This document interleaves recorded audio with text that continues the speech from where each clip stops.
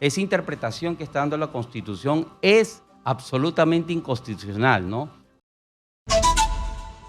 Así es, Pedro. Actualizamos un poco lo que viene ocurriendo en el Congreso respecto a la inhabilitación de los integrantes de la Junta Nacional de Justicia. Bueno, sabemos de que Inés Tello haya sido inhabilitada, se presentó una reconsideración, fue rechazada, pero sí se va a votar nuevamente por el caso de Aldo Vázquez y de Imelda Tumialán. Para abordar ese tema le damos la bienvenida a Fernando Ugaz, que es abogado penalista. Muy buenas noches. Muy buenas noches, muy agradecido por la invitación, Pedro.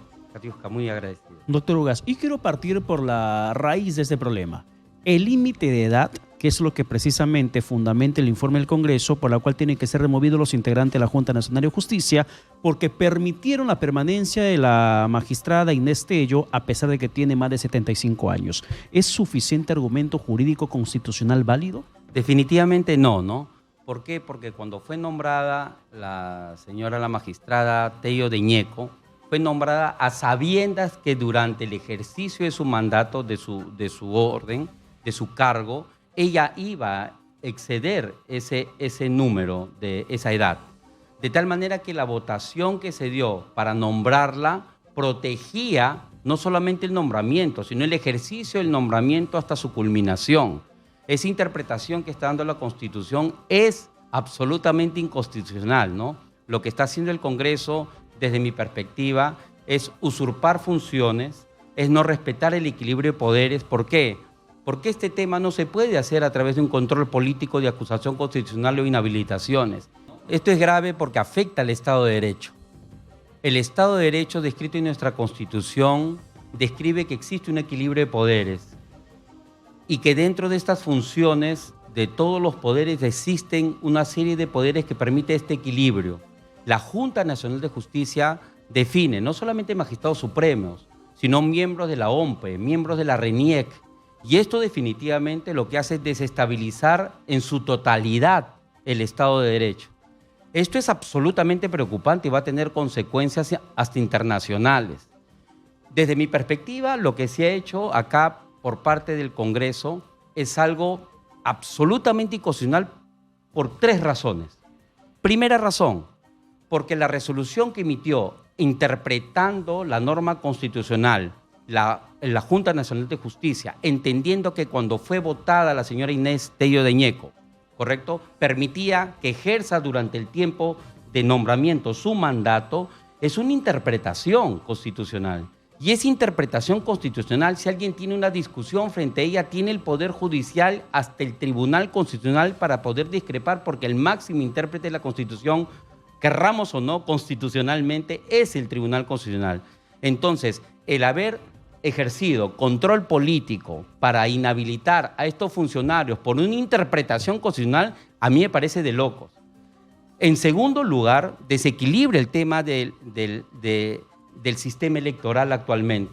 Y ahora, cuando son inhabilitados, si esto persiste, ¿quiénes van a ser sus reemplazantes? Si solamente hay 2 o 3 reemplazantes. O sea, no va a poder ejercer sus funciones la Junta Nacional de Justicia. Y eso es lo que se quiere. Ya tenemos al señor Aldo Vázquez, ya tenemos a la señora Tello de Ñeco, ahora van a pasar por el tema de Tumialán y así van a continuar. Definitivamente que esto quiebra todos los principios democráticos, ¿correcto? Y no estamos hablando de los principios democráticos en el sentido de los parlamentarios como representantes del mismo, sino que ellos justo son los que han nombrado a estas entidades, que como han sido nombrados de manera independiente en un momento álgido, porque se estaba debatiendo el tema de los cuello blancos y la anterior Consejo Nacional de Magistratura.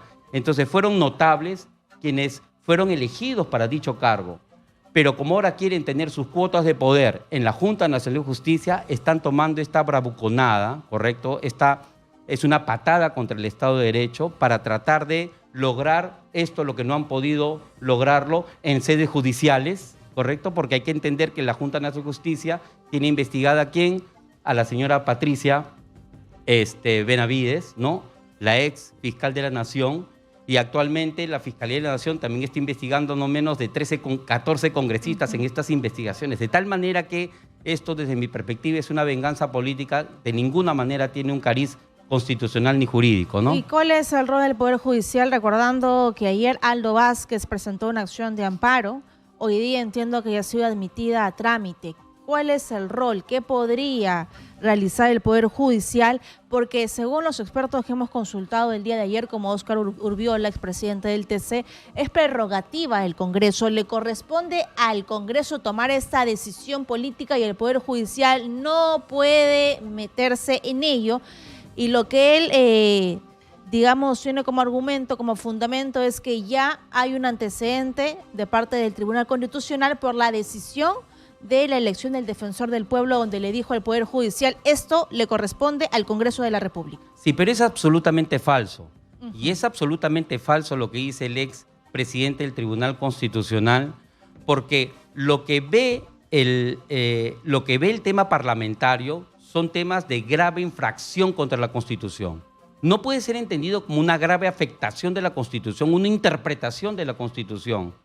Y la interpretación que se ha dado es en base justo a las votaciones que dio para elegir a los miembros de la Junta Nacional de Justicia el mismo Congreso. Pero, doctor Ugaz, yo retomo lo que plantea Katiuska con lo que dijo el constitucionalista Urbiola, porque recuerdo además que el Poder Judicial terminó en una sala disponiendo que se anulen los procesos en contra de los integrantes de la Junta Nacional de Justicia, mientras que el Congreso no determine que es una causa de remoción muy grave o grave, no se puede proceder. Y de esa forma se dijo, se declara la nulidad de los procesos en contra de la Junta Nacional de Justicia, pero el Congreso continuó. ¿Hasta qué punto tiene el Poder Judicial, otro poder del Estado, la capacidad para frenar lo que está haciendo el Parlamento? Bueno, hay que comenzar por el inicio, ¿no? En principio eso comenzó con la denuncia de la subcomisión. Uno de los miembros son del fujimorismo, el general...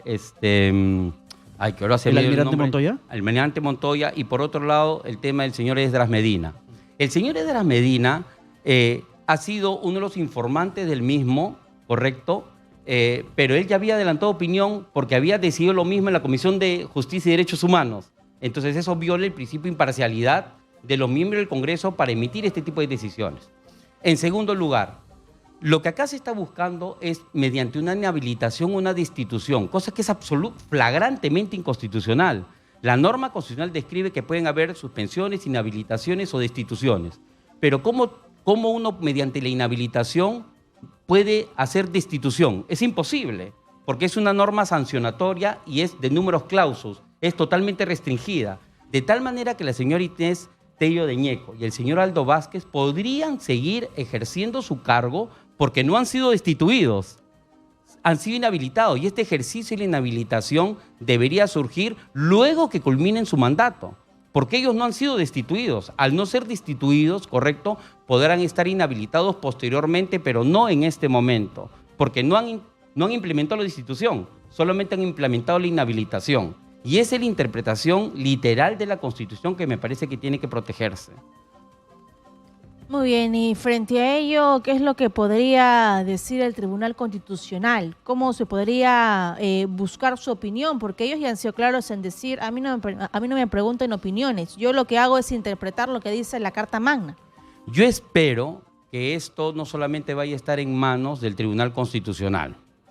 Espero que los miembros de la Junta Nacional de Justicia busquen los fueros internacionales y busquen las medidas cautelares adecuadas para proteger su fuero. Hay que entender que ellos están en una autonomía, en una regla de autonomía, y que no existe fundamento para, a partir de una interpretación constitucional, decir que esta interpretación hace una grave afectación a la Constitución, definitivamente.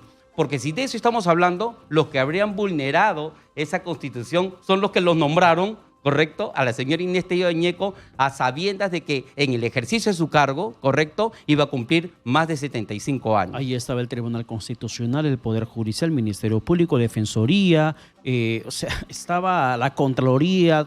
Todos presentes en ese momento del nombramiento, y todos aprobaron que sí, la persona podía ser nombrada para ejercer durante ese tiempo que era nombrada. Porque era descabellado decirte nombre solamente para un par de años. No tiene ningún sentido. Y ese argumento que dicen, bueno, hay que nombrarla para 2 años, hay que nombrarla para 1 año, resulta absolutamente contradictorio. Y venir a decir luego de los 2 años, como no me gustan las votaciones que da la Junta Nacional de Justicia, no me gusta cómo funciona la Junta Nacional de Justicia, entonces ahora sí digo que ya pasó los 75 años y vamos a inhabilitarlos. Eso no es posible constitucionalmente. ¿Y por qué Ernesto Blume cambia de opinión? Incluso hay un video donde él está explicando que no hay problema, que una cosa es cuando cumple la edad y otra cosa es cuando empieza su función dentro de la Junta Nacional de Justicia, y ahora le dio Alzheimer. No recuerda. Tanto el doctor Urbiola como el doctor Blume ya no están emitiendo opiniones constitucionales. Ellos se han vuelto en políticos y están ejerciendo política con traje de juristas. Y eso hay que decirlo con las palabras claras. Y acá ellos están ejerciendo política tratando de buscar una legitimación para los intereses de los partidos políticos a quienes apoyan. Eso es lo real y concreto. Y frente a todo esto, los integrantes de la Junta Nacional de Justicia, que ya están siendo inhabilitados en estos momentos, ¿tienen alguna instancia a dónde recurrir para que de esta forma se pueda impugnar esta decisión parlamentaria? Por supuesto, ya de hecho tienen habilitado no solamente la justicia constitucional, sino además tienen habilitado las medidas cautelares ante los fueros internacionales. No va a ser la primera vez que los fueros internacionales llaman severamente la atención por el quiebre de la constitucionalidad, por el quiebre del Estado de Derecho de un país. Y acá, lastimosamente, vamos a tener que esperar otra disposición de los organismos internacionales de derechos humanos para decir por qué en este caso el Congreso ha violado el debido proceso, por qué en este caso el Congreso ha violado el debido proceso parlamentario y por qué se está vulnerando el equilibrio de poderes y el Estado de Derecho, ¿no? Y entiendo que la Oficina de Derechos Humanos de la ONU se ha pronunciado.